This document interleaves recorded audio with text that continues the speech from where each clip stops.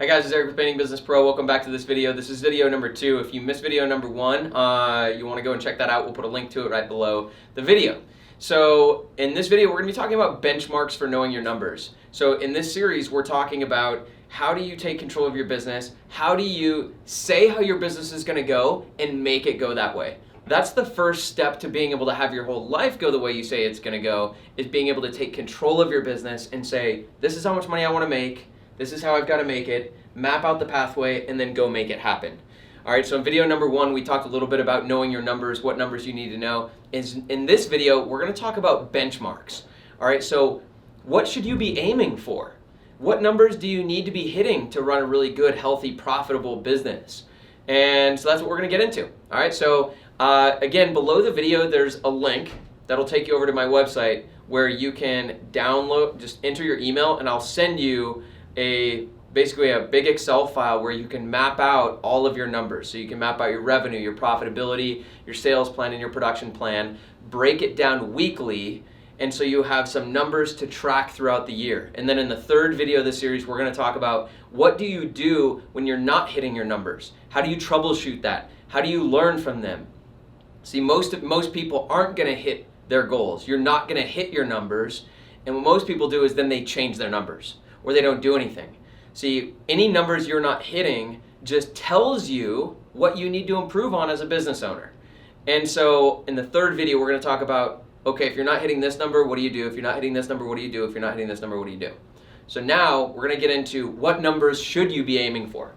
So these are all the numbers we need to be tracking in order to hit our goals. If you remember this stuff up here, this is going to track, this is basically our budget. All right, so this is going to track our finances and our money. And then right here, we've got number of jobs, job size, estimate, sales ratio, number of leads, and conversion rate. This is all sales, if you can even read that. And then last, we've got this. This is just simplified, but it's your production volume. How much do you need to produce every week?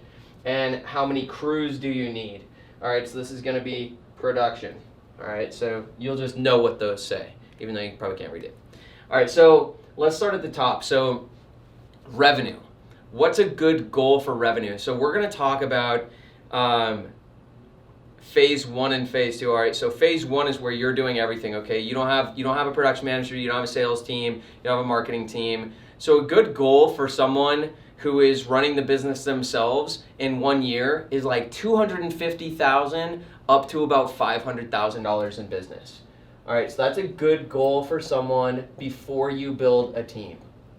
$250,000 to $500,000 in business. Now, once you start building a team, it gets a lot more complicated, and so we're not going to get into that in this video. I do have training and information on that, but we'll save that for another day. So if you run a team, then obviously your goals are going to be bigger, your financials are going to be more complicated because you're going to have a lower profit margin but higher total revenue. You can make a lot more money, but it definitely gets more complicated. So we'll save that for another day. So a good goal, and most businesses, by the way, are in this stage. Most businesses don't grow to the $1 million mark because building a team is so tough. All right, so we're aiming for $250,000 to $500,000 a year. So now we want to look at profit. Now, in general, a good healthy profit margin at this stage of the game is about 30%. All right, so that means if you do $300,000, you should make about $100,000. Every new business we've started with our new business partners in our expansion companies, they almost all do $300,000 in the first year and make $100,000 in profit up to this point. I think the next businesses will grow a lot faster than that, but they've all been right at that about 33% profit margin at this first stage. So let's kind of break down that profit real quick for you. Okay, so what we have is we have the total dollars, all right, in revenue. So let's say you do 300,000. So this is your revenue, and you shouldn't have that many expenses when you're first getting started. And so your biggest expense is going to be your production. So your labor plus materials. Now, if you're using subcontractors, which is a lot of what I teach people to do, you just pay a flat rate and they buy the materials. That's why I like it. It guarantees my profit margin. So we'll get to the target for that, but it's going to be, let's just say you're going to pay $180,000 to subcontractors, okay? So that's subs, and that's 60%, 180,000. Now, the goal is to be at 50%. Okay, so we pay our subcontractors 50%, and then we budget for some mistakes and stuff, so we actually budget for 51%, but our agreement with our subcontractors is 50%. So what I'm basically saying here is you can overpay your subcontractors, or you can charge your customers a little less when you're first starting out. I wouldn't recommend building a team until you get that number to 50%. So the goal is 50% to subs. Okay, that's the goal that we want to get to. The next cost you're going to have at this stage in the game is marketing. Okay, so we're going to budget $30,000 for marketing, and that's going to be 10%. Now, if you need to pay a little more than that, that's fine. You know, if you pay $45,000 and you're at 15% marketing cost, that's fine. You're still going to make good money. So the way we break this down is we're down to $120,000. This brings us down to $90,000. The only other costs you should have as a business owner is you have insurance. At this stage of the game, your insurance shouldn't be more than like a couple $1,000s a year. So that might be $2,000. And then you might have like some supplies, you know, office supplies, contracts, that sort of thing. That shouldn't be more than like $1,000. And then, you know, lawn signs, flyers, all that kind of stuff, that's all in this marketing cost. Now, that's kind of where this is kind of how that breaks down. Okay, so that's what you're looking for profit. Now, the big things here is this 60% to subcontractor number. Okay, and we're going to come back to that in the last video. What if you're paying more than 60%? What do you do? How do we get that to 50%? We're going to talk about that in the last video. Your marketing costs, we're going to get to that in marketing a little bit, but basically we want to be at 10% or lower. If you're over 10% on marketing, we're going to talk about how to lower that number in the next video. And then you shouldn't have any other costs. The only other big cost that people could have here is vans and equipment and tools and supplies. I don't recommend that route because you don't need to. There's subcontractors out there who are great people and great painters who already have all that stuff, and I can offset all of the maintenance and costs associated with having all that equipment. I can offset that by working with subcontractors instead of employees. And with employees, I've also got to deal with payroll costs, processing payroll. I'm at risk for my employees going overtime. So there's a lot of nuances there, but we won't get into the details about employees versus subs in this video. If you are using employees, you should be aiming for 60% for labor plus materials with a goal of getting that to 50%. So all of my business partners, we are at 50% from day one. So if, you know, we kind of came down to 90,000 minus another few $1,000, so let's just call it $85,000 is the profit margin there. If we add in another 30 grand here, because we were actually at 50%, we're up to 115,000. Is that right? Yeah, 115,000. Okay, so that's kind of what we're going to be aiming for, and there might be a couple other costs in here, but these are the big ones. These are your two big costs at this stage of the game. All right, so now we're going to go into jobs. So this number here and how many jobs you should be aiming for per year, per week, that all depends on your job size. So depending on where you are in the country, there's going to be a range of job sizes. The low end is you should have at least a $2,500 job size if you're in, you know, even in Michigan. Michigan's a market with definitely a smaller job size. We have a business up in Michigan. Our job size in Michigan is about $3,000, and there's a lot of vinyl, there's a lot of trim-only jobs, there's a lot of that kind of stuff. You should never be lower than 2,500. I think sometimes down in Phoenix or in Tucson, the job size might be down to like 2,700, but that's about as low as the job size could be. And then in Colorado, our average job size for our company is $4,400. In California, that job size can go up a lot higher than that too. So you've got to kind of come up with some number, and then you're going to tweak and adjust. That's why you're going to measure your numbers every week, and you're going to need to make adjustments. So you need to start out with whatever you think this number should be. So, you know, for us, I'll just put in here, it's going to be 3,000 to 4,000 is probably what you want to budget for. Somewhere in this range. If you're just starting the business, plan for 3,000. Better be safe than sorry. If you've already been in business for a while, look at your last 20 jobs. What's been your average job size? You also need to consider if your average job size was 3,000, but you've been paying out 75%, then your job size should be probably 3,500. You probably need to raise your prices. So that's job size. Number of estimates. How many estimates you have to do depends on your sales ratio and your job size. So what we do is we say, 300,000 is the goal. My average job size is 3,000, so I need 100 jobs. And if I need 100 jobs, let's say my sales ratio is 33%. Well, then I need to do about 300 estimates.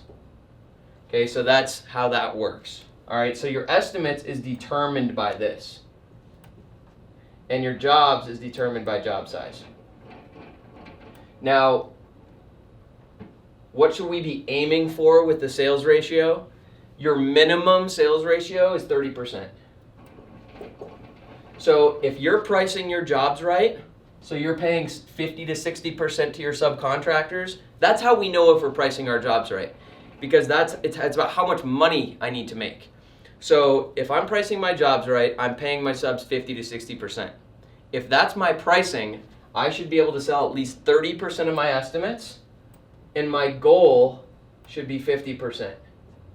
You should be able to get to 50%. Now, these numbers don't include referrals. You should book 9 out of 10 referrals.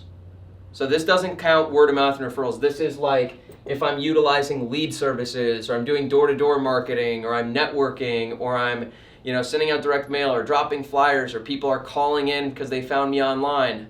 Those cold estimates that aren't referrals, you should sell 30 to 50%. If you're at 30%, that's where my business was for like 5 years. You can grow a really big business at 30%. So if you're at 30%, yeah, you want to keep working and improving sales, but if you're not growing, it's probably not 30%. Because if we look at all these numbers, if you're doing 10 estimates a week and you're booking 3 jobs for 3,000 a week, that's 9,000 in sales a week. And you can do that probably 40 weeks out of the year because we don't have a full season. 9,000 times 40 is a $360,000 business. So that's going to get you there. So if you're at 30%, your problem is you probably just need more estimates. If you're under 30%, you seriously need to work on sales. Now the next thing is leads. So leads, how many leads you need depends on conversion ratio. All right, how many leads do you get turns in how many estimates. So your conversion rate, typically if it's lead services, we want to aim for about 70%. If it's people calling in to your website, you should be at about 90%. If it's referrals, it should be at about 90%. If it's door-to-door, it could be anywhere from 30 to 60%. So it kind of depends on the source of lead.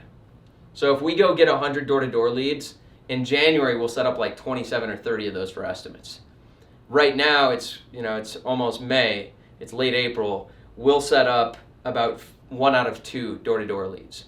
Lead services, we're setting up about 70%. All right, so the overall conversion rate is probably 60 or 70%, depending on the source of leads.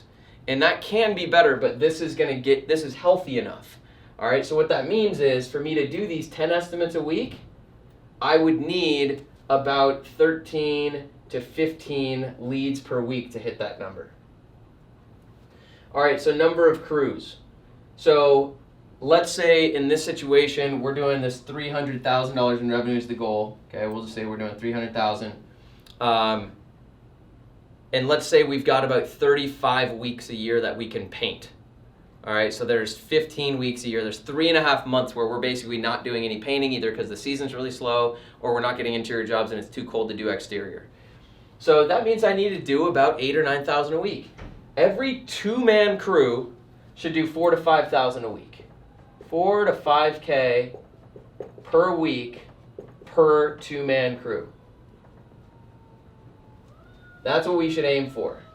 So if I can find a subcontractor who has 4 guys, okay, so I got a subcontractor, he's got 4 guys, he should be able to produce 8 to 10,000 in sales per week. That's all I need. Maybe I have two subcontractors. One of them is the guy and a helper. The other one has 3 guys. So I've got 5 total painters. So I should be able to produce $10,000 to $13,000 a week in production. So you don't need to find a lot of people. So you want to be choosy. You want to be picky. You want to find the best people. And finding great subcontractors is another topic we'll save for another day. So these are kind of your benchmarks, all right? So just to review, revenue, we're aiming for $250,000 to $500,000 a year if you're a single business owner who doesn't have a team yet. The profit margin should be about 30% because we're paying 50 to 60% to subcontractors and 10% or less on marketing. Our job size should be $3,000 to $4,000, but the job size is dictated a little bit by the market because some markets have bigger houses and more expensive jobs. But how I know my pricing is correct is, can I pay a subcontractor or can I pay my employees plus materials 50 to 60%? That's how I determine if my price is right. The number of estimates I need to do is dictated by my sales ratio and my job size. My sales ratio should be 30% on the low end, and we should be able to get that over 50%. Our company last week sold about 60% of our estimates. Our average over the last 4 weeks has been 45%.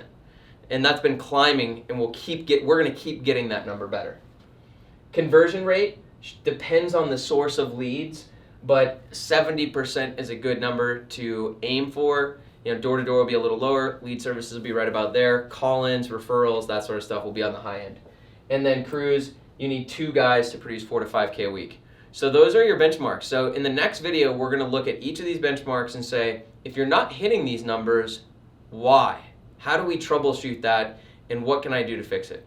So I would love to hear what you got out of this video. You can just drop a comment. If you liked it, you can give it a thumbs up, and definitely tune in next week, and I will go through with you how do you troubleshoot this and how do you learn from where you're not hitting your numbers, because that's really what it's all about. If you're not hitting your numbers, it just means there's an opportunity for you to learn and to improve, and that's what I'll help you do in the next video. We'll see you next week. Thanks.